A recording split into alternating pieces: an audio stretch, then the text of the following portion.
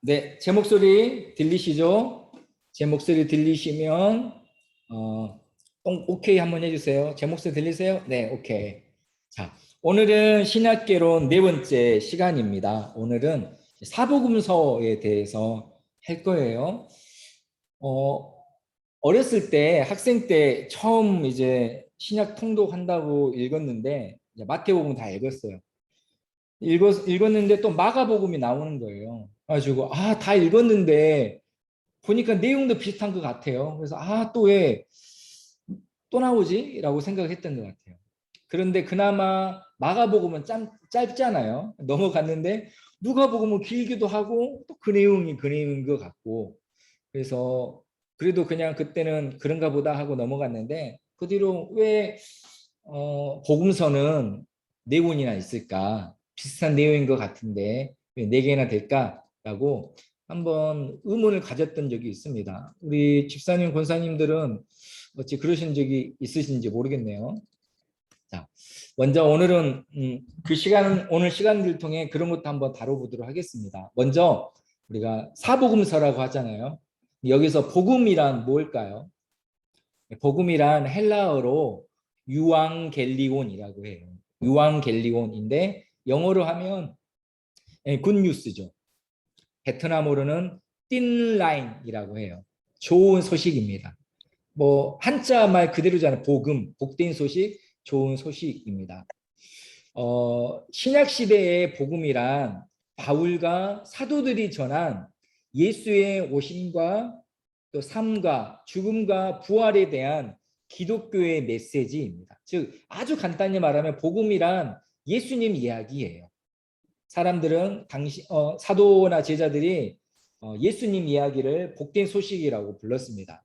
그런데 원래 이 복된 소식 유앙겔리온은 원래는요 그리스 로마 문학에서는 새로운 황제가 등극했을 때 그것을 선포하는 데 사용했어요. 예를 들어서 네로 황제가 새로 황제가 되면 그것을 선포하는 소식이었어요. 오늘부터 네로가 우리의 황제가 되었습니다 라고 막 편지도 쓰고 여러 가지 광장에서 외쳤는데 그것을 유앙겔리온이라고 했어요. 그리고 또 유대 문학에서는 이스라엘 문학에서는 유앙겔리온인과 똑같은 그 어원을 가진 단어가 하나님께서 자기 백성을 구하러 오신다라는 그 의미로 사용되었습니다. 원래는 그런 의미였는데 초대교회 성도들이 예수님 이야기를 유앙겔리온이라고 말하기 시작했어요. 그래서 당시 사람들이 예수님에 대한 이야기를 복음이라고 하니까 그리스도인들이 깜짝 놀란 거예요. 우리 조선시대로 하면 어명이요 하고 해가지고 사람들이 놀라서 나갔는데 그게 임금이 말이 아니라 예수님 이야기를 하는 거예요. 사람들이 아니 어명이라더니 무슨 뜬금없이 잘 알지도 못하는 사람 이야기를 해? 미친 사람들 아니야? 라고 했던 것과 비슷하다는 것이죠. 이해가 되시죠? 그래서 그만큼 그리스도인들은 그럼에도 불구하고 예수님 소식은 황제나 다른 이야기에 비할 바가 아니야 라는 마음으로 믿었고 그렇게 복음이라는 이름을 붙여서 전하기 시작했습니다. 그래서 이방인들은 예수의 이야기가 황제의 이야기라고 하면서 국가 원수를 모독하는 거라고 생각을 했어요. 또 유대인들은 예수의 이야기가 하나님의 이야기라고 하면서 신성 모독이라고 느꼈습니다. 이렇게 복음서는 처음부터 굉장한 충격을 주며 사람들에게 전해졌습니다. 어찌 보면 너무 충격스러웠기 때문에 사람들이 귀를 기울였을지도 몰라요. 아무튼 그렇습니다. 하지만 처음부터 복음서라는 이름이 붙은 것은 아니었어요. 복음서라는 마태복음이라는 이 복음이라는 이 표현은 후대에 붙여졌어요. 처음에는 그냥 마태에 따르면 according to Matthew, 뭐 마크, 루크, 존이었어요. 마가에 따르면 존의 증언에 따르면 뭐 루크의 기록에 따르면이라는 그런 약간 소제목 같은 그런 걸로만 불려졌다가 나중에 복음서라는 이름이 추후에 붙여졌습니다. 자, 이처럼 복음서는 예수님에 대한 이야기죠. 예수님의 탄생, 또 사역, 십자가, 죽으심, 부활, 그리고 우리 인간을 향한 저와 여러분을 향한 하나님의 사랑 이야기, 그리고 구원 이야기가 이 복음서의 핵심이자 정점이에요. 그렇다면 이 복음서를 왜 기록했을까요? 처음에는 없었거든요. 왜냐하면 복음서 중에 가장 먼저 기록된 것을 학자마다 좀 의견은 다르지만 전통적으로 마가복음이 가장 먼저 기록됐다고 해요. 근데 이 마가복음의 연대가 AD 60년 경이에요. 빨라야 60년 경이나 60년대 초반 중반까지예요. 그렇다면 예수님께서 부활 승천하신 이후에 한 거의 30년이 지난 이후에 성경이 기록된 거예요. 왜 복음서를 기록하기까지 이렇게 오래 걸렸을까요? 물론 그 전에 예수님이 승천하시고 제자들이 사도들이 곳곳을 다니며 예수님을 전했죠. 근데 기록까지는 30년이 걸렸습니다. 왜냐하면 AD 60년경이 되었을 때 예수님과 함께했던 첫 번째 제자들, 1차 목격자들이 세상을 떠나는 시기가 되었어요. 나이가 많아서 순교해서 여러 가지 상황으로. 그리고 1세대가 세상을 떠나고 있었기 때문에 2세대들에게 신앙의 2세들에게 예수님에 대한 그 지식과 그 말씀을 정확하게 보존할 필요가 있었습니다. 그전에는 구전으로 기억에 의지해서 전했는데 이제 영구적으로 보존하기 위해 기록을 했던 것이죠. 이것이 첫 번째 역사적인 이유고요. 두 번째로는 복음 전도적인 이유예요. 복음의 메시지를 불신자들에게 이방인들에게 전해야 되는데 기록이 필요했었습니다. 그래서 원래는 우리가 신약 성경을 보면 마태, 마가, 누가, 요한이 나오니까 복음서가 먼저 기록된 것 같은데 아니에요. 서신서가 먼저 기록되었어요. 서신서에는 예수님의 복음에 대한 그 내용이 아주 간략하게 기록되어 있어요.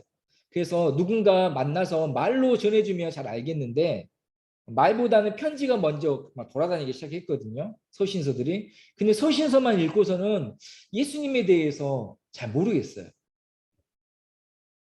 그래서 복음서를 통해 예수님이 누구신지, 왜 우리에게 예수님이 필요한지에 대해 아주 구체적으로 기록하기 위해 복음서가 기록되었습니다. 세 번째는 예수님을 따르는 자들을 위한 교육적인 이유로 쓰여졌어요. 믿음 안에서 성장하도록 하기 위해서였습니다. 예를 들어서 누가복음 1장 1절에 보면 데오빌로라는 사람이 나와요. 누가가 데오빌로라는 사람에게 누가복음을 써서 보냈어요. 데오빌로는 이미 신자이긴 했는데 아직 믿음이 약한, 정확히 예수님의 생애에 대해서 잘 모르는 사람이었어요. 성장과 성숙이 필요했죠. 교육이 필요했죠. 그래서 그런 이유로 복음서가 기록이 되었습니다. 그리고 복음서에 기록된 예수님의 가르침은 어떤 그 목적에 따라 마태, 마가, 누가, 요한이 좀 강조하기도 하고 더 그래서 선별하기도 했었어요. 없는 것에 맞는 것이 아니라 강조하고 그런 것들을 또 적절하게 배열하기도 했습니다. 왜냐하면 대상이 달랐어요. 저도 지금 베트남 사람들한테 한국어를 가르치고 있는데 베트남 사람들한테 한국어를 가르치는 거하고 한국 사람들에게 또 한국어를 가르치는 거는 완전히 다르거든요.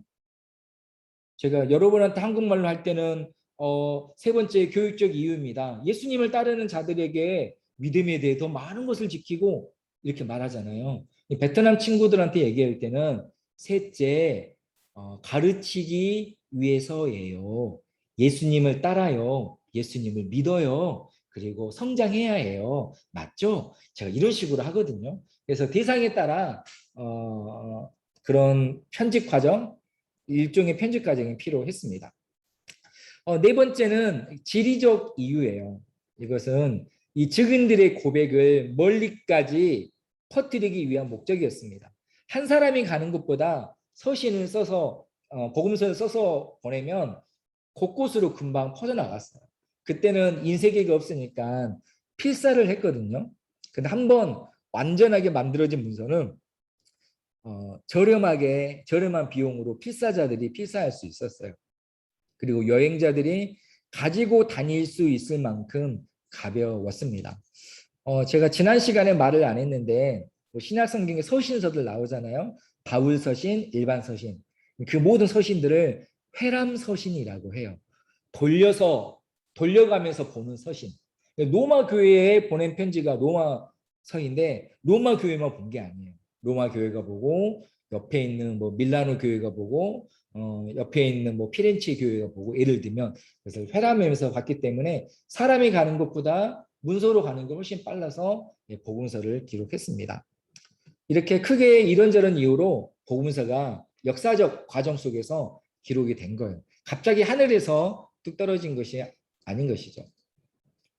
자, 그렇다면 이 어떻게 네 개의 복음서가 모두 정경이 되었을까요? 마태, 마가, 누가복음을 공관복음이라고 해요. 공, 함께, 관, 보다. 함께 보는 공간, 즉 보는 관점이 비슷해요. 내용도 비슷하고 시간 순서도 비슷하고 다루는 주제들도 비슷해요. 그래서 공관복음인데 요한복음은 많이 달라요. 전혀 다른 스타일을 보이고 있어서 그냥 따로 요한복음이라고 해요. 어, 아까 말한 공관복음서는 비슷하고 요한복음 좀 다르다고 했잖아요. 그런데 세 복음서 모두에 똑같이 있는 내용도 있고 두 복음서에는 있지만 다른 복음서에는 없는 게 있고 또 두 복음서에는 없지만 그 각 복음서에만 있는 그런 독특한 내용들도 있습니다. 그리고 마태, 마가, 누가, 요한복음에 모두 다 기록된 이적은 딱 하나 있어요. 뭔지 아세요? 오병이어 이적만 마태, 마가, 누가, 요한복음에 기록되어 있어요. 그리고 다른 예수님 행하셨던 이적들은 공관복음하고 요한복음하고 크게 겹치지가 않아요. 여기에 대해 학자들이 많은 연구를 했어요. 그래서 지금은 이게 받아들여지고 있는 가설이 있는데 조금 어려울 수 있지만 제가 설명해 드릴게요. 이거는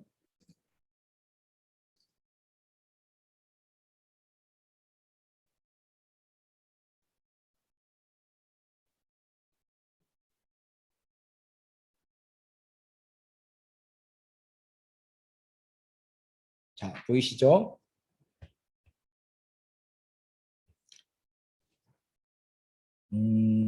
먼저 마가복음이 가장 먼저 기록되었어요. 이게 가장 전통적인 견해예요. 그리고 여기에 누가복음이 있고 마태복음이 있어요. 마가복음을 가장 먼저 기록했기 때문에 가장 첫 번째 가는 기록이에요. 그리고 마태와 누가가 비슷한 시기에 기록이 됐어요. 그렇기 때문에 마태, 누가가 복음서를 기록할 때 마가복음을 참고했어요. 그래서 마가복음에 있는 내용, 이 세 복음서에 굉장히 많은 부분이 비슷해요. 그래서 누가복음과 마태복음은 마가복음을 참고했어요. 그리고 여기에 Q 문서라는 것이 있어요. 이 문서는 지금은 존재하지 않아요. 그런데 누가복음과 마태복음 중에 마가복음이 없는 내용들이 많아요. 그런데 그 내용이 누가복음하고 마태복음이 비슷해요.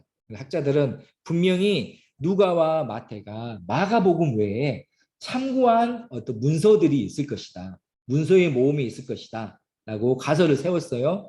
그것을 휴 문서라고 해요. 그래서 누가, 마태는 마가복음을 참고하고 휴 문서를 참고해요.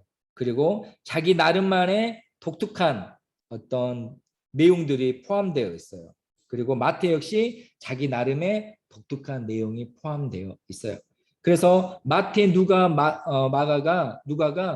공간복음이어서 비슷하지만 또 조금씩 차이가 있는 내용상으로 차이가 있는 이유가 바로 이런 이유입니다.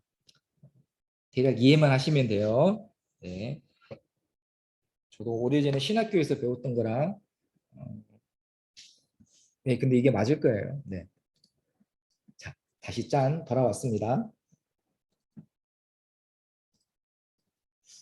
그래서 성경은 이런 공통적인 부분도 있고 독특한 부분들도 있습니다.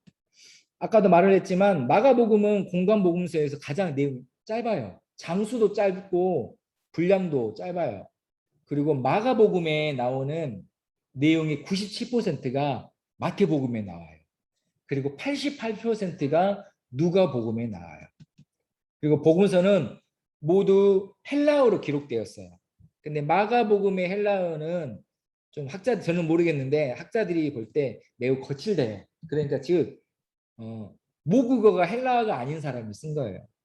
우리 같은 영어로 작문을 하더라도 미국 사람이 쓴 거랑 한국 사람이 뭐 대학에서 영어 배워서 쓴 거랑은 좀 다를 거잖아요.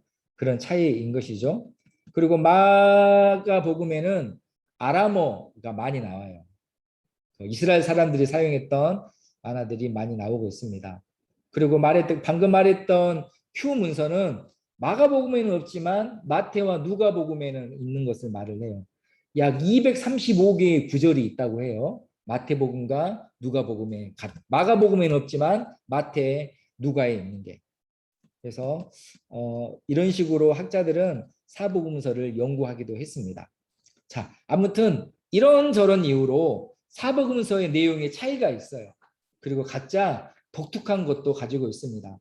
그런데 사복음서 모두 예수님에 대해서 정확하게 증언하고 있어요. 다만 바라보는 관점과 또 복음서를 기록한 목적, 또 이 복음서를 읽는 대상, 시대 상황, 강조점에 차이가 있을 뿐이에요.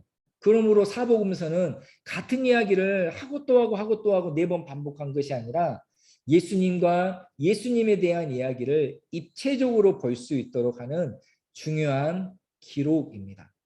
그래서 사복음서를 함께 봐야 해요. 그리고 복음서마다 주시는 하나님의 은혜와 또 하나님의 뜻이 굉장히 풍성하고 달라요. 혹시 제가 올려드린 페이퍼를 읽어보셨으면 이 부분에 대한 이해는 아마 잘 하셨을 거라 생각을 합니다. 이제 복음서에 대해서 하나씩 살펴볼게요. 제가 그제 이틀 전부터 이거 강의 준비했는데 제가 준비하면서도 이번 강의는 조금 재미있는 포인트, 제가 약간 개그를 칠 포인트가 별로 없더라고요. 염두에 두고 잘 집중하셔서 들어주세요. 자, 마태복음의 저자가 누굴까요? 마태죠. 우리가 전통적으로 마태라고 합니다. 그런데 마태라고 하죠. 근데 마태라고 이게 기록되어 있지는 않아요. 근데 처음부터 초대교회 때부터 이것은 마태가 쓴 것이다라고 말해 왔어요. 그리고 마태복음은 내용을 보면 굉장히 유대인이 쓴 거예요. 그리고 유대적인 상황에서 쓴 거예요. 그리고 바리새인과 서기관들에 대해서 쓸 때는 애증 관계라고 할 정도로 굉장히 특별한 관심을 보이고 있습니다. 그게 좋아하지 않는 것 같은데 그럼에도 불구하고 유대인으로서 그들을 좀 아끼는, 뭐라고 표현이 좀 어색할 수도 있는데 우리가 한국에서 나쁜 사람들 뭐 만나면 나쁜 사람이겠지만 해외에서 좀 만나는 사람은 좀 느낌이 다른 것 같아요. 저 사람이 그렇게 좋지 않아서 좀 멀리하고 싶지만 그래서 해외에서 만난 한국 사람이다 보니까 또 약간 더 친밀함도 있거든요. 그런 것처럼 바리새인들과 서기관들에 대해 그런 태도를 취해요. 이것은 세리였던 마태의 어떤 특징을 드러내는 것입니다. 저작 연대는 AD 70년경으로 보는 견해가 가장 많은 지지를 받아요. 마태복음의 대상은 누구일까요? 유대인들입니다. 왜냐하면 굉장히 유대적인 거거든요. 마태복음이 기록됐을 당시에는 그리스도인들과 유대인들의 갈등이 심했어요. 그리고 회당과 교회의 갈등이 심했어요. 서로 싸운 것이 아니라 일방적으로 회당이 유대인들이 그리스도인들과 교회를 박해하고 쫓아냈습니다. 그래서 마태복음에는 그런 내용이 들어가 있어요. 예를 들어 마태복음 10장 17절에 사람들을 삼가라, 그들이 너희를 공회에 넘겨주겠고 그들의 회당에서 채찍질하리라 라는 말씀이 있어요. 또 몇 개 더 있는데 예수님께서 이 말씀 하셨을 당시에는 이루어지지 않은 예언적 말씀이었어요. 그런데 마태가 기록했을 당시에는 일어나고 있는 일, 당하고 있는 일이어서 마태는 이 예수님의 많은 말씀 중에 이 말씀을 기록했어요. 그 이유는 무엇이겠어요? 성도들아, 너희가 회당에서 쫓김을 당하고 매맞고 있지. 이것은 이미 예수님께서 우리에게 하신 말씀이고 어쩌면 우리가 당연히 겪어야 될 일이다. 그러니 낙심하지 말고 의심하지 말고 흔들리지 말아라 라고 박해를 당하고 있는 유대인 출신 그리스도인들을 격려하기 위해서 마태가 예수님의 많은 말씀 중에 이 말씀을 강조해서 기록한 거예요. 마태복음의 대상이 그렇다는 것입니다. 회심하기 전에 바울처럼 많은 유대인들이 그리스도인들을 박해했어요. 그냥 교회 다니지 마 그걸로 그런 거 하는 것이 아니라 동네에서 쫓아냈어요.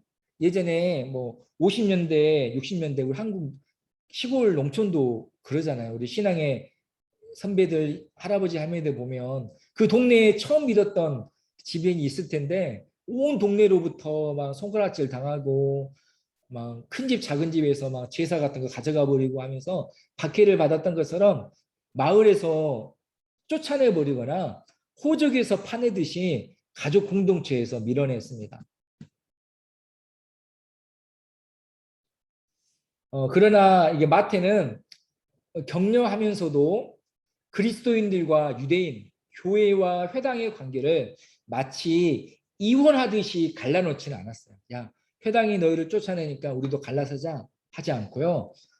마치 사랑과 전쟁에서 우리 신구 선생님이 4주 후에 뵙겠습니다. 라고 이렇게 했던 것처럼 다시 조정 이후에 연결할 수 있는 것처럼 다루고 있어요. 왜냐하면 마태는 진짜 유대인이었거든요. 그래서 밉지만 괴롭지만 그래도 한 민족이지 않냐. 그래서 마태복음에 강조되는 것 중에 하나가 이거예요. 마태복음 18장에 나오는 용서예요. 베드로가 주여 내가 몇 번까지 용서하겠습니까?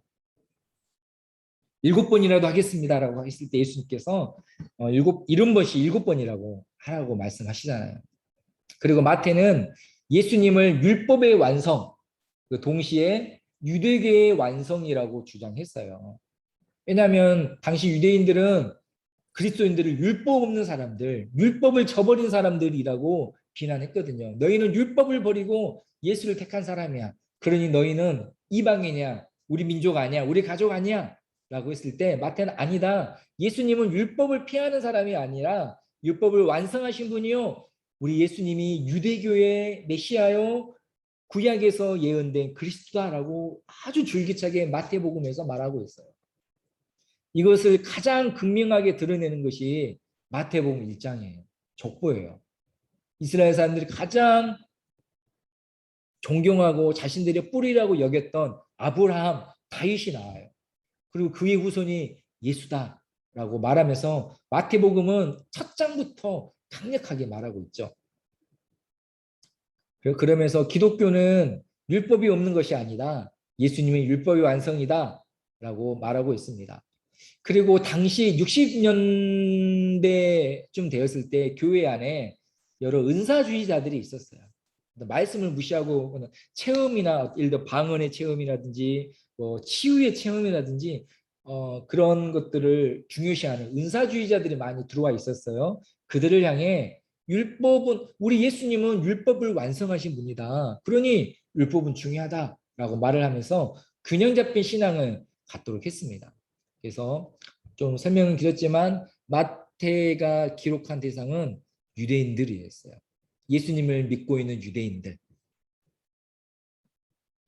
그렇다면 또 이어서 마태복음은 구체적으로 어떤 내용을 다루고 있는지 개론적으로만 이야기할게요. 마태복음은 세계에서 대저의 세계에서 시작해서 세계로 끝나요. 마태복음 1장 1절에 아브람과 다윗의 자손 예수 그리스도의 계보라라고 시작해요. 계보는 말 그대로 족보, 계보죠. 그러니 그것은 또 세계란 또 가지고 있어요. 세계에서 시작해요.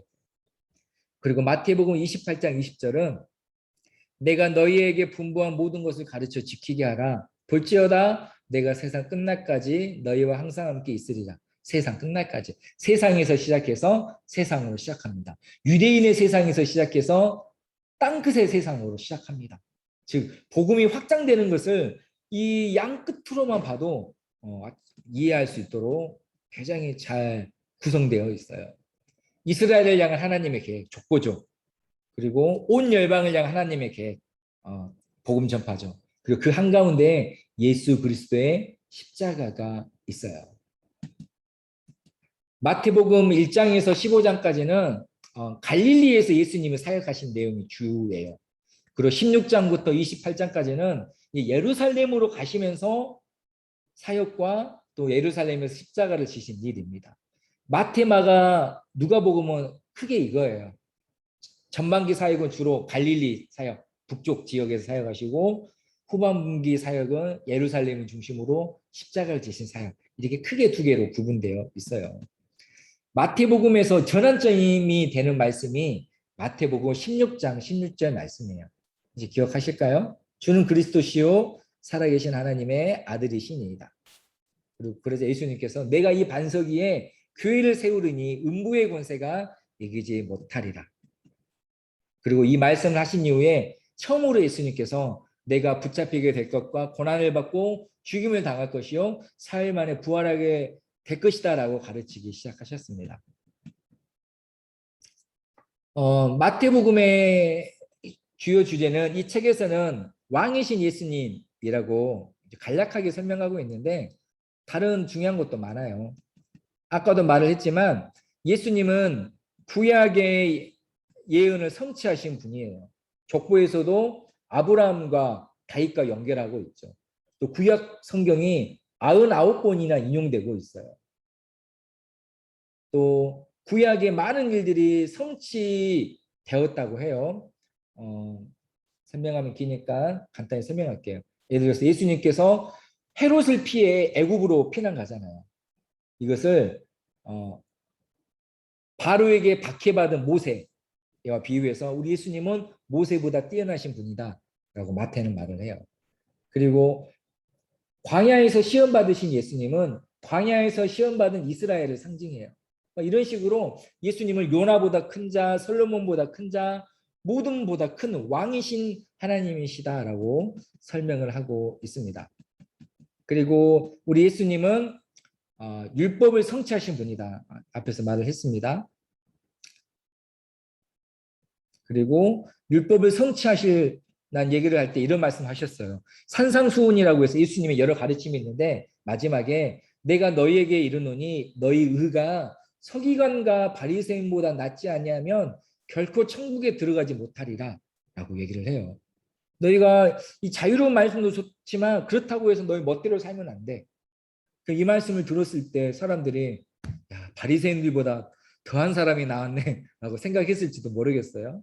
근데 우리 예수님은 율법을 완성하실 뿐만 아니라 그것을 넘어서요.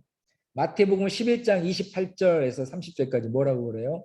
수고하고 무거운 짐진 자들아 다 내게로 오라. 내가 너희를 쉬게 하리라. 나는 마음이 온유하고 겸손하니 나의 멍에를 메고 내게 배우라. 그리하면 너희 마음이 쉼을 얻으리니 이는 내 멍에는 쉽고 내 짐은 가벼움이라. 여기서 멍에는 가르침을 의미해요. 내가 너희에게 가르치는 것은 너희를 구속하고 속박하려는 것이 아니라 너희를 자유케 하려는 것이다. 율법을 완성하신과 동시에 그것을 넘어서십니다. 세 번째로는 제자도를 강조해요. 제자도는 다른 거 아니에요. 예수님의 말씀을 듣고 그 말씀대로 순종하는 것이 바로 제자도입니다. 산상수훈에 여러 가지 가르침이 있는데 산상수훈의 마지막 이야기가 뭔지 아세요? 반석 위에 지은 집이에요. 너희가 내 말을 듣고 행하면 너희 집을 반석 위에 지은 집과 같다. 그런데 내 말을 듣고도 행하지 아니하면 순종하지 않으면 제자가 되지 않으면 아무리 많은 말씀을 들어도 모래 위에 집을 지은 것과 같다. 그러니 순종하는 제자가 되어라 라고 예수님이 강조하셔요. 그리고 마지막 강조점은 바로 교회예요. 교회라는 단어가 복음서에 많이 나올 것 같죠? 아니요. 마태복음에만 나와요. 마태는 이스라엘의 12지파를 12사도와 연결해요.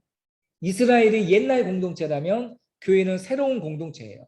이스라엘은 예수님을 거절해서 심판에 놓였다면 교회는 예수님을 믿어서 구원받은 공동체예요. 그래서 교회를 굉장히 중요합니다. 왜냐하면 이때는 교회가 좀 든든해져 가고 있었기 때문에 교회 공동체를 강조하고 또 교회 공동체를 강조하기 위해서 사도들도 강조해요. 제가 마가복음에서도 다루겠지만 마태복음에서 제자들은 연약하지만 그럼에도 불구하고 성장하는 느낌으로 많이 표현되고 있습니다. 그리고 또 하나님 나라 천국에 대해서도 많이 강조를 하고 있습니다. 네, 짧게 끊고 넘어갈게요. 자, 두 번째로는 마가복음입니다. 마가복음의 저자는 누구일까요? 힌트 드릴게요. 앞 글자가 마입니다. 네, 마가죠. 마가는 사도 베드로의 통역사라고 해요. 마가는 예수님께 직접 듣거나 1차적인 제자가 아니었어요. 마가는 베드로를 따라다니면서 사역을 했는데 베드로가 예수님에 대해 말하는 것들을 이렇게 기록을 했어요. 베드로가 예수님의 말씀을 뭐 차근차근 순서대로 말한 것이 아니라 그때그때마다 가르침을 전했기 때문에 마가 역시 기억나는 대로 그런 것들을 적어놓고 기록을 했다가 나중에 필요한 때가 되었을 때 60년대 초반이 되었을 때 기록했다라고 합니다. 그런데 마가복음에는 현장에 있지 않고는 쓸 수 없는 세부적인 내용이 있어요. 예를 들면 베드로와 요한과 야고보만 함께 있었던 일처럼 말입니다. 그리고 다른 복음서에 비해 베드로가 실패하고 베드로가 잘못 지은 것에 대해서 굉장히 많이 어찌 보면 적나라하게 언급하고 있어요. 이것은 베드로가 솔직히 자기 이야기는 자기가 후회하면서 성찰하면서 할 수 있잖아요. 디테일하게. 베드로가 자기 이야기를 참회하고 성찰하면서 했기 때문이고 또 누구보다 베드로가 그 모든 것을 잘 알았기 때문에 마가가 이렇게 기록했다라고 되어 있습니다. 마가복음은 AD 60년대 초반에 기록되었어요. 이때 베드로가 죽었거든요. 베드로가 죽은 이후에 기록했다라고 합니다. 그리고 이때는 네로 황제가 그리스도인들을 박해하던 시기였어요. 마가복음에는 아람어가 많이 나와요. 그리고 유대인들의 관습을 헬라어로 설명하는 부분이 있어요. 즉 다시 말할게요. 아람어가 나오면서 그것을 다시 설명해요. 유대 관습을 말하고 다시 설명해요. 예를 들면 이거죠. 그 아이의 손을 잡고 이르시되 달리다곰 하시니 이러면 끝나면 돼요. 헬라어 독자들에게. 그런데 번역하면 곧 내가 내게 말하노니 소녀야 일어나라 하심이라. 그런 거죠. 우리 한국 사람이 외국 사람한테 글을 썼다고 합시다. 음력 8월 15일은 추석입니다. 넘어가면 되는데 추석은 또 이런 날이다. 송편도 먹고 가족끼리 만나고 뭐 성교도 하는 날이다 라고 자세히 설명한다면 이 글의 대상은 외국인이거나 아니면 어린아이들이겠구나 라고 생각하잖아요. 마가복음은 그렇게 설명하는 부분들이 많이 있어요. 그래서 마가복음의 독자들은 라틴어를 알고 있거나 또 라틴어의 영향을 받은 헬라 사람들이다 라고 전통적으로 말을 하고 있습니다. 그리고 이 독자들은 이제 박해를 당하고 있기 때문에 믿음을 부인하고 있다. 아니면 유혹을 당하고 있다. 그래서 그런 이들을 돕기 위해 기록했다라고 말할 수 있습니다. 마가는 이 마가복음을 로마에서 기록했다고 전통적으로 말해오고 있습니다. 그러므로 독자는 로마에 있는 그리스도인들이에요. 구체적으로 로마 황제에게 핍박을 받고 있는 네로 황제가 로마에 불질러 버렸잖아요. 먼저 그 네로는 아주 굉장히 히스테리한 사람이어가지고 자기 어머니까지 다 죽였거든요. 그리고 그 어떤 광기를 이기지 못해서 그냥 불 구경하고 싶어가지고 로마에 불을 질러요. 불을 질러놓고 제정신이 들고 나니까 이거 엄청난 일이거든요. 지금 탄핵되기 직전이에요. 그래서 소문을 퍼뜨리죠. 그리스도인들이 한 일이다 라면서 로마 안에서 그리스도인들에 대한 박해가 엄청나게 일어났어요. 그러니 사람들이 하루아침에 박해를 받으니까 신앙이 흔들리잖아요. 그런 자들을 위해서 마가복음을 기록했습니다. 자, 조금 더 속도를 내서 제가 할게요. 왜냐하면 저도 말하면서도 4번 말하는 것 같기도 해요. 같은 내용을 복음서 4번 있는 것처럼. 자, 마가복음 구조도 똑같아요. 전반부는 갈릴리, 후반부는 예루살렘. 근데 갈릴리에서 주제는 뭐냐면 이 사람은 누구인가? 예수는 누구지? 라는 것에 대한 대답이에요. 그 후반부는 예수님이 왜 죽어야 하는가? 왜 죽으셨지? 에 대한 이야기예요. 특별히 마가복음은 거의 절반을 내용의 절반을 할애해서 예수님의 일주일간의 행적에 대해 자세히 말하고 있어요. 마가복음의 주제는 책에서는 종이라고 쉽게 표현하고 있지만 여러 가지가 있어요. 첫 번째 주제는 예수님은 누구신가입니다. 예수님은 하나님의 아들이다. 마가복음 1장 1절은 이렇게 시작해요. 하나님의 아들 예수 그리스도의 복음의 시작이라. 처음부터 예수는 하나님의 아들이다라고 시작해요. 이게 주제예요. 마가복음에. 예수님은 하나님의 아들이야. 그래서 마가복음에는 예수님을 향해 하나님의 아들이다 라고 고백하는 것이 많이 나와요. 귀신을 내쫓았을 때 귀신이 말을 해요. 당신이 하나님의 아들이라고. 그리고 예수님께서 세례받을 때 베나산에 계실 때 하늘에서 소리가 내려와. 너는 내 사랑하는 아들이다. 그리고 예수님께서 십자가에 달려 죽으셨을 때 백부장이 고백해요. 이는 진짜 하나님의 아들이다. 라면서 하나님의 아들이라는 것을 계속 강조하고 또 강조합니다. 또 예수님은 다윗의 자손으로 오신 왕이다. 메시아다. 여러 곳에서 다윗의 자손이라고 고백을 해요. 또 예수님을 하나님의 종이다. 고난받는 종을 암시하는 표현이 많이 나옵니다. 그래서 이런 표현이 많이 나와요. 섬기신다.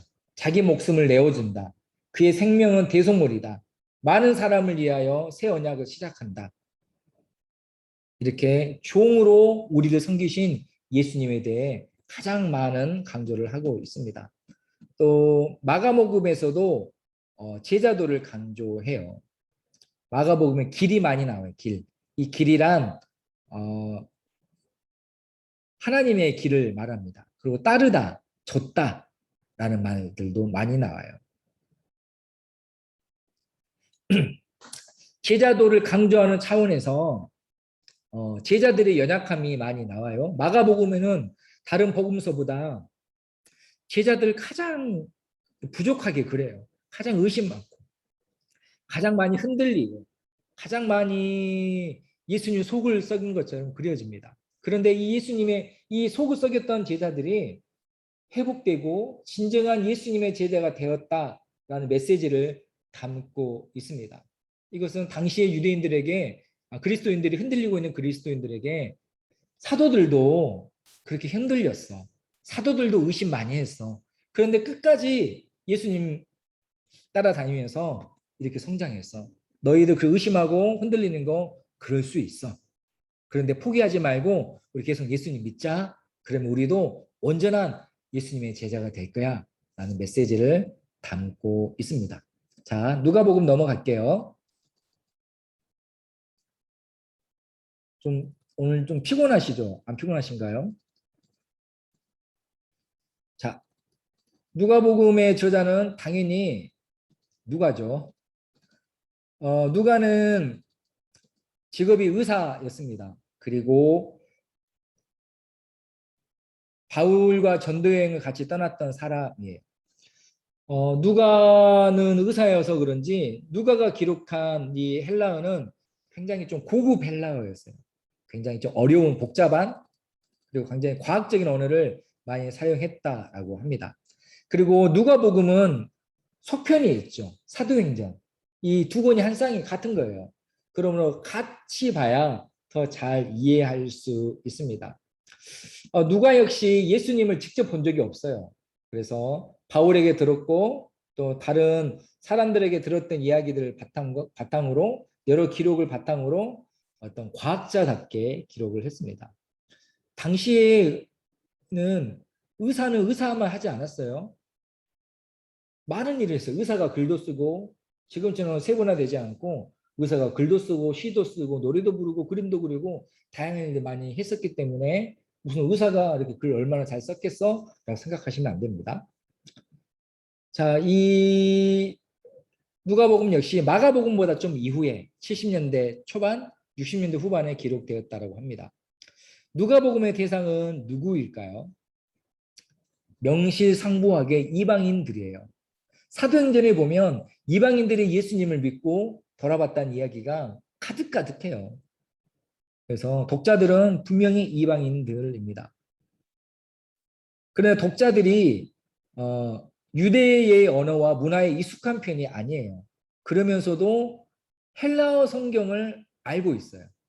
우리가 구약 성경을 헬라어로 번역한 게 70인역이라고 했잖아요. 누가복음은 구약 성경을 인용할 때 70인역을 가져다 써요. 다른 복음서들은 아니거든요. 그러므로 누가복음의 독자는 이방인이었지만 하나님을 믿게 되어서 유대교에 들어왔거나 아니면 예수님을 믿게 된 초신자인 사람들입니다. 그래서 누가복음에 나온 여러 가지 많은 인물 중에 고넬료 기억나세요? 고넬료가 바로 이 누가복음의 독자들을 상징하는 사람이에요. 사도행전에 나왔던 이 고넬료가 누가복음의 독자들을 대표하는 사람입니다. 하나님이 경외해요. 근데 아직 예수님에 대해서 자세히는 몰라요. 그런 사람들이 독자였어요. 목적은 이방인들에게 복음을 전하기 위해서 또 그들을 설득하기 위해서 또 그들의 교육을 위해서입니다. 데오빌로죠. 데오빌로에게 누가복음을 쓰고 사도행전을 기록했습니다. 그리고 당시에 박해가 굉장히 심했기 때문에 교회와 복음을 변증하기 위해 우리는 세상을 어지럽게 하는 그런 이단 사이비가 아닙니다. 라는 것을 변호하기 위해 바울이 기록을 했습니다. 자, 누가복음의 내용은요. 똑같아요. 다른 복음서와 비슷해요. 그런데 특징이 하나 있어요. 바로 예수님께서 예루살렘에 올라가는 이야기가 굉장히 많아요. 누가복음 9장에서 19장까지 그게 예루살렘 가기 전에 예루살렘을 향해서 출발하고 예루살렘에 도착하기까지 이야기가 10장에 걸쳐서 있어요. 이것이 누가복음만의 특징인데 이 분량이 무려 누가복음의 40%나 돼요. 이거는 마태나 마가복음에 없는 거예요. 누가만의 특징이죠. 자, 이 나눠드린 페이퍼에서는 누가복음은 예수님을 완전한 인간으로 그린다라고 했는데 또 여러 가지가 있어요. 먼저 누가복음은 다른 복음서보다 구원을 굉장히 강조해요. 구원이라는 단어가 7번이나 나와요. 이 구원이라는 단어가 마태복음, 마가복음에는 나올까요? 안 나올까요? 안 나온대요. 누가복음에만 7번 사용됐어요. 또 구원하다라는 동사는 17번이나 나오고요. 사도행전은 27번이나 나와요. 그리고 누가복음은 이 구원을 말하면서 이방인들, 이스라엘 아니 사마리아인들 그리고 이스라엘 안에 있는 소외된 사람들을 강조하면서 이 구원이 선택받은 이스라엘 아니면 율법을 잘 지킨 바리새인들뿐만 아니라 모든 사람들을 위한 것이다라는 것을 계속해서 강조해요. 그래서 누가복음의 족보는 마태복음의 족보와는 달라요. 마태복음의 족보는 아브라함부터 시작하거든요. 근데 누가복음의 족보는 아담과 하나님에게까지 올라가요. 즉 모든 사람들을 위한 온 인류를 위한 구원이다라고 강조를 합니다. 그러다 보니까 이방인들이 많이 나와요. 이방인이었던 엘리사 선지자를 얘기하면서 이방인이었던 사렙다 가부, 나아만 장군을 긍정적으로 이야기해요. 또 이방인 백부장의 부탁을 예수님이 수락하시죠. 사마리아 성에도 들어가셔요. 또 선한 사마리아인 비유도 나와요. 또 10명의 나병 환자가 치료받았는데 한 명만 예수님께 감사하죠. 그 사람이 바로 사마리아 사람이었어요. 또 여인들도 굉장히 중요하게 언급을 해요. 또 예수님을 세리와 죄인들의 친구라고 하죠. 삭개오가 주인공의 이야기가 있어요. 두레병 과부를 들었던 그 이야기도 있어요. 여기서 우리가 알 수 있는 것은 교회는 자기의 경계를 넘어서서 아웃사이더를 포용하는 길을 찾아야 한다라는 것을 알 수 있어요. 예수님, 여성들을 향한 예수님의 태도는요, 당시 시대에 엄청난 반향과 충격을 주었어요. 그리고 이 예수님처럼 교회는 역사적으로 여성들에게 더 많은 기회를 줬던 선구자 역할을 했습니다. 물론 중간중간 문화적 편견과 간섭으로 인해서 그 반대로 행할 때도 있었지만 결국에 다 넘어섰어요. 넘어서지 못했던 몇 가지 경우만 얘기해 드릴게요. 바리새인들은 하루에 잠에서 깨고 나서인가 아니면 잠들기 전인가 감사 기도를 했는데 세 가지 감사 기도를 했어요. 하나님, 제가 동물이 아니어서 감사합니다. 하나님, 제가 이방인이 아니어서 감사합니다. 하나님, 제가 여자가 아니어서 감사합니다. 라고 기도를 했다고 해요. 그리고 중세 유럽 교회는 여성에게 영혼이 없다고 했어요. 신학자들이 논쟁을 했어요. 여자에게 영혼이 있을까 없을까? 그래서 많은 신학자들이 모여서 맨날 며칠 토론을 했습니다. 결론을 내렸어요. 결론은 여자는 영혼이 없다. 라는 결론을 내리기도 했습니다. 한국 교회 초기에 여성들과 남성들이 예배 드리는 공간이 달랐어요. 금천인가요? 전북에 하면 그 기역자 교회가 있거든요. 그 예배당 기역자 형태여가지고 가운데 가로막이 쳐져 있습니다. 그래서 여성들은 그 커튼 왼편에 앉고 남성들은 오른편에 앉아서 서로 이렇게 남녀 칠세 부동석으로 하면서 예배를 드렸던 것이죠. 하지만 그럼에도 불구하고 교회는 항상 그 경계를 허물고 하나님이 대하는 것처럼 해왔어요. 여전히 우리는 노력하고 닮아가야 합니다. 제가 한 거의 이제 20년 다 돼가는데 중국에 전도여행을 갔을 때 무슬림 지역에 갔어요. 신장이란 지역에. 그 모스크로 들어갔는데 모스크는 여자들은 그 뜰까지만 들어가고 그 성전 안에는 못 들어가요. 성전 안에 들어가려면 손을 씻고 들어가야 되는데 그 공간 자체에 여자가 들어갈 수 없어요. 근데 웃기죠? 관광객은 들어가더라고요. 그래서 같이 갔던 팀원 중에 한 자매가 있는데 자매가 저한테 이런 말을 하요. 형제님, 저는 하나님이 너무 좋아요. 우리 하나님은 여자라고 저를 차별하지 않으시니까요. 라고 고백을 하더라고요. 이처럼 누가복음은 그런 부분들을 굉장히 강조하고 있습니다. 자, 이제 끝이 보입니다. 요한복음입니다. 요한복음은 공관복음과는 전혀 다른 시선으로 예수님을 바라보고 묘사해요. 전체 요한복음의 전체 내용 중에 8%만 공관복음하고 겹쳐요. 나머지 92%는 요한복음 독특한 내용이에요. 자, 저자는 누굴까요? 요한복음의 저자. 요한복음에서는 요한이라고 하지 않아요. 예수의 사랑하시는 제자가 기록했다고 합니다. 근데 전통적으로 예수의 사랑하시는 제자가 바로 사도 요한이라고 해요. 그러므로 사도 요한이 쓴 거죠. 그리고 예수의 사랑하시는 제자는 항상 베드로와 관련해서 언급되고 있어요. 나중에 21장에서도 보면 예수의 사랑하는 제자와 베드로가 같이 나와요. 그런데 전체적으로 다른 복음서를 보면 베드로와 이런 관계에 있는 사람은 사도 요한밖에 없어요. 대표적인 것이 부활 후에 예수님께서 다시 어부 생활로 돌아간 제자들을 찾아갔을 때 일어난 일입니다. 예수님이 찾아가셔서 시몬에게 이렇게 말을 하죠. 요한의 아들 시몬아, 네가 다른 사람들보다 나를 더 사랑하느냐? 그러면서 내 양을 먹이라, 내 양을 치라 라고 말씀하시면서 나를 따르라 라고 말씀하셔요. 베드로를 회복시키고 베드로에게 사명을 주셔요. 그런데 지금 베드로가 지금 얼마나 중요한 순간이에요. 나는 예수님을 부인했던 사람이야 라고 막 절망하고 있었는데 예수님께서 네가 나를 사랑하느냐 3번 물어보시면서 그 아픈 상태를 다 잊게 만드시고 나를 따라라, 내 양을 먹이라 라고 사명을 줘요. 엄청 감격스럽잖아요. 근데 그 중요한 순간에 베드로가 뭘 한 줄 아세요? 예수님께? 근데요 예수님, 이 사람은 요한은 어떻게 되겠사옵나이까? 물어봐요. 그러자 예수님께서 야, 그것이 너한테 무슨 상관이야? 너는 나를 따르라 라고 말씀하죠. 베드로는 늘 요한을 신경 썼고 어찌 보면 라이벌일 수도 있겠어요. 이런 모습으로 그려졌기 때문에 요한복음의 저자는 사도 요한이라고 합니다. 복음서 중에 가장 나중에 기록된 것으로 보는데 AD 90년경입니다. 자, 1세기 후반 이때도 여전히 박해가 굉장히 심했어요. 여전히 그리스도인들은 마을에서 회당에서 쫓김을 당하고 있었습니다.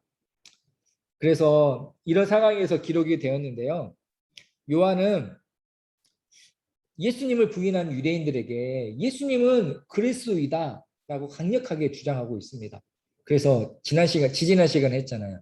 요한복음에는 에고 에이미, 나는 뭐다. 나는 생명의 떡이다. 나는 양의 문이다. 나는 포도나무다. 예수님이 하나님이시다라는 것을 계속해서 강조하고 있습니다. 그리고 당시 교회 안에 많은 분열이 있었어요. 이 분열은 이단으로 인한 분열이었어요. 이 이단들은 예수님을 깎아내렸어요. 특별히 영지주의 이단들이 있었거든요. 이 이단들은 예수님의 하나님 되심을 인정하지 않았어요. 예수님은 인간이야, 하나님 아니야. 예수라는 인간이 있었는데 하나님의 영이 들어왔다가 나갔어. 그리고 우리도 얼마든지 예수처럼 될 수 있어. 하나님의 영이 들어왔다 나가면 들어오면 우리도 예수와 같은 사람이야 하는 이것을 영지주의 이단이라고 하는데 이거 그런 견해들이 있었어요. 그리고 유대주의적 이단들도 마찬가지였어요. 하나님이 죄 많은 우리 인간의 모습으로 오셨다고 그런 일이 있을 수 없어 라고 하면서 예수님의 하나님 되심을 계속해서 부인하고 있었기에 요한은 예수님의 하나님 되심을 강조하고 있어요. 그리고 당시 이단으로 인해서 교회가 분열됐다고 했잖아요. 또 의심하게 되고 제가 한국에 있었을 때 제가 신천지에 대해서 가장 화났던 것 중에 하나가 무엇이냐면 교회에 새신자 오면 얼마나 귀해요. 환영하고 막 해주고 근데 신천지에 있는 사람들 때문에 그 환영하고 기뻐해야 될 그 새 가족을 의심하면서 바라봐야 되더라고요. 신천지 아닌가? 어떻게 민증 보여달라 할 수도 없고 이런 물어보면 그 어디서 교회에서 왔다고 하면 확인도 하거든요. 가끔 정말 좀 이상하면 그 교회 전화해가지고 혹시 그쪽 교회 이런 분 계셨나요? 그래서 성도와 성도 사이에 사랑과 신뢰의 관계는 없어지게 만든 그것이 제가 너무 가슴이 아팠거든요. 이때 당시에도 있었어요. 그래서 이런 교회를 향해 사도 요한은 서로 사랑하라라는 메시지를 전달해요. 이 메시지가 동일하게 요한일서, 요한이서, 요한삼서에 나와요. 요한복음과 요한서신을 관통하는 주제가 사랑하라, 사랑하라. 하나님은 사랑이시니 너도 사랑하라. 보이는 형제도 사랑 못하면서 보이지 않는 하나님을 어떻게 사랑한다고 말하겠냐라고 하는 것이 요한복음의 주제이기도 합니다. 요한복음의 내용은 뭐 그거죠. 예수님이 하나님의 아들이라는 것에 초점이 다 맞춰져 있습니다.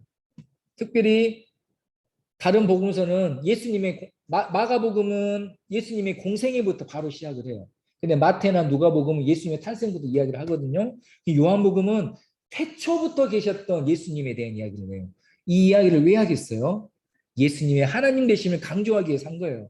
맥없이 그냥 그것을 한 게 아니라 처음부터 철저한 기도와 준비와 계획 가운데 기록한 거예요. 예수님의 하나님 되심 이야기하려면 족보 이야기하면서 하면 안 돼. 그러면 저들은 그냥 인간이라고 할 거야. 그래서 태초부터 계신 하나님을 요한복음 1장에서 말씀하고 계시는 거예요. 그리고 세례 요한도 처음부터 예수님을 하나님의 아들이다라고 해요. 나는 그의 신발끈을 풀기에도 감당할 수 없다. 나는 물로 세례를 주지만 그는 성령으로 불로 세례를 베푸신다. 라고 하면서 하나님의 신성에 대해서 예수님의 신성에 대해서. 보라, 하나님의 어린 양이로다. 세상 죄를 지고 가는 하나님의 어린 양이로다. 라고 말을 하고 있죠.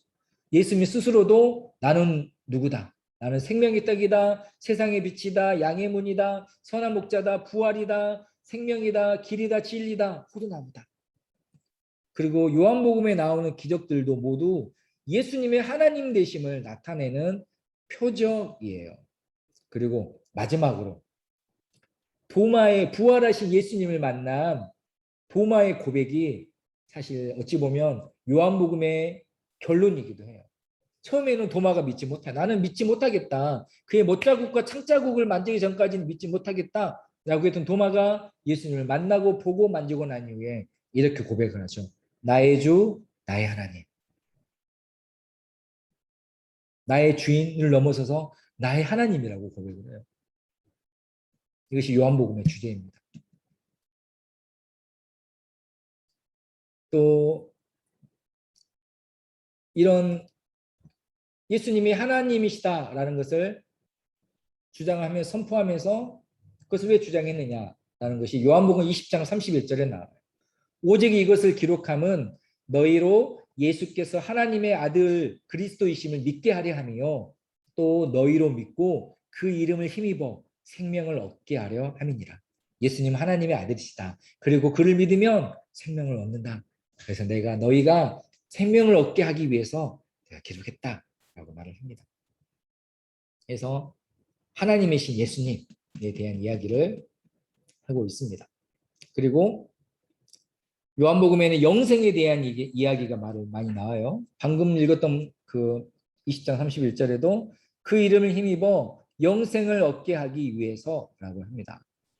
공간복음에는 하나님 나라, 즉 천국이 많이 나와요. 근데 요한복음에는 2번밖에 안 나와요. 대신 영생에 대한 이야기가 많이 나와요. 나는 에고 에이미, 나는 뭐뭐다. 이 모든 선포가 생명에 이르는 길과 관련돼요. 나는 선한 목자다. 그러면 양은 선한 목자를 따라가야 되잖아요. 나는 생명의 떡이다. 배고프지 않는 생명의 떡을 먹어야 되잖아요. 나는 길이다, 진리다, 생명이다. 또 나는 포도나무다. 포도가 열매가 나무에서 떨어지면 죽는 것처럼 붙어 있어야 되잖아요. 그래서 예수님은 나는 뭐뭐다 했던 모든 것들이 생명으로, 영생으로, 천국으로 가는 길을 나타내는 거예요.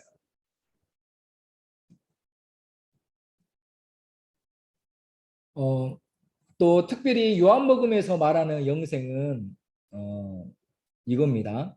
자, 요한복음 17장 3절에 중요하니까 조금만 더 얘기할게요. 영생은 곧 유일하신 참 하나님과 그의 보내신 자 예수 그리스도를 아는 것이다 라고 해요. 영생을 영원히 사는 것이 아니라 예수님을 아는 것이다라고 해요. 여기서 안다라는 것은 지식이 아니에요. 지식으로 아는 것이 아니라 인격적인 용어입니다. 신약과 구약에서 모두 이 단어는 내밀한 부부관계를 가리켜요. 그러면 하나님을 아는 것은 강력하고 내밀하게 인격적으로 아는 관계를 말을 합니다. 그러므로 영생은 영원히 하는 것이 아니에요. 영원히 사는 것이 아니에요. 하나님 가족의 이론이 되는 것입니다.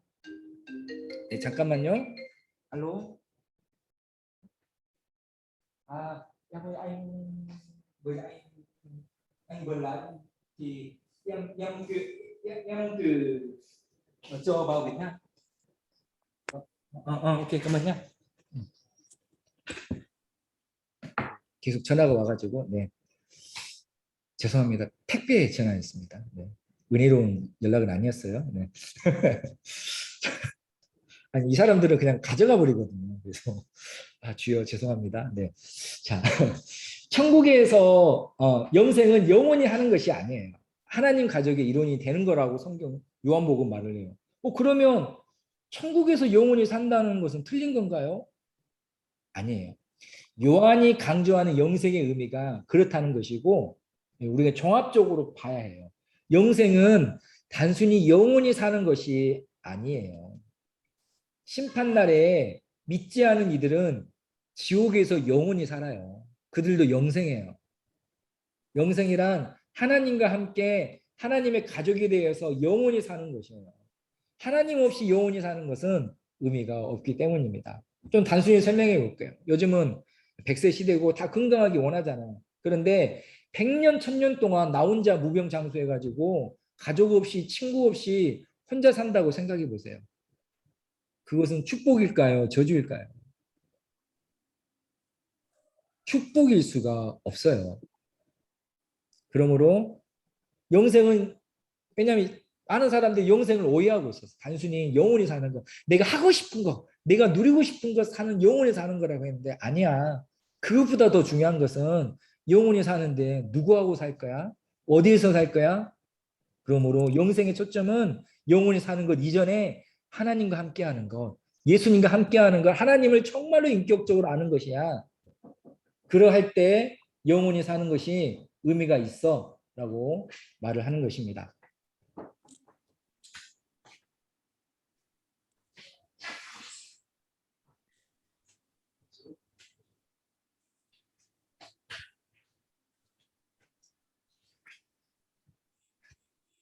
자, 2차 죄송합니다. 한 분도 저한테 직접 안 갖다 주셨는데 친절하게 갖다 주셨네요. 바오비 아저씨가. 네. 자, 네 번째로는 성령을 강조해요. 성령은 또 영생과 관련되죠. 영생은 하나님과 함께 하는 거예요. 요한복음 14장 16절에 내가 아버지께 구하겠으니 그가 또 다른 보혜사를 너희에게 주사 영원토록 너희와 함께 있게 하리라. 자, 보혜사 성령이 오셔서 영원토록 너희와 함께 하겠다라고 말을 합니다. 또 부활하신 예수님께서 제자들에게 나타나셔서 이렇게 말씀하셨어요. 그들을 향하사 숨을 내쉬며 이르시되 성령을 받으라. 여기서 성령이란 단순한 어떤 능력, 권능을 말한 게 아니에요. 하나님의 임재, 하나님과 함께하는 것. 나는 이제 하늘 보좌로 가지만 또 다른 보혜사인 성령이 너희와 함께하시다. 그래서 마치 하나님께서 자신의 생기를 아담에게 불어넣는 것을 연상시키십니다. 생명의 호흡, 하나님의 영이 내게 오는 것입니다. 성령을 헬라어로 파라클레토스라고 해요. 뜻은 격려하는 자, 변호하는 자, 속삭이는 자라는 뜻입니다. 영성에 들어가는 것은 예수님이 하나님의 아들이심을 믿는 거예요. 믿으면 하나님의 자녀가 되고 그것이 바로 영생의 삶입니다. 그러므로 영생이라 이미 예수님을 믿는 자들이 가지고 있는 거예요. 이미 누리고 있는 거예요. 우리의 영생은 이미 시작됐어요. 죽고 난 이후에 시작되는 게 아니에요. 이미 우리는 영생을 누리고 있고 또 더 누리게 될 것이라는 믿음인 것입니다. 아, 이 죄 많은 세상, 한 많은 세상, 빨리 이 세상에 지긋지긋해, 빨리 죽어버려야지, 그 천국 가야지가 아니라 예수를 믿는 이 시간도 영생이라는 것이죠.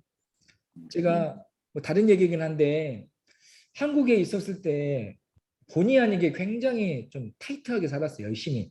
잠도 너무 못 자고 하루에 막 4시간 자고 막 집에 오면 빨리 오면 10시였으니까요. 9시 오면 왜 이렇게 빨리 왔어라고 했으니까. 교회 살려가면서 그랬어요. 그래서 또 새벽에 나가고. 그 어떨 때는 너무 피곤하면 일어나면서 아, 빨리 천국 가고 싶다. 천국 가면 이렇게 이게 안 일어나도 되겠지라고 생각할 정도로.